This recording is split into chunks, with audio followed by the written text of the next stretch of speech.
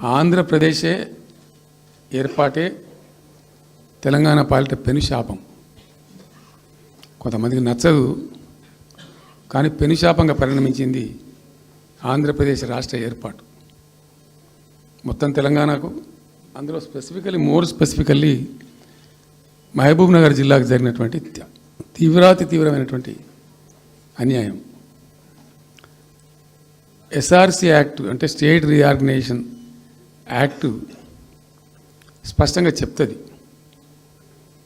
ప్రతిపాదించబడి already sanction అయ్యి జరుగుతుండే ప్రాజెక్టులు, contemplate చేసి ఉన్న ప్రాజెక్టులు, వాటిని మార్చకూడదు, అవి కొనసాగించాలి.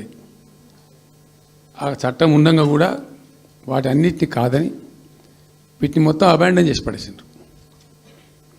అట్లా చాలా చేసినారు.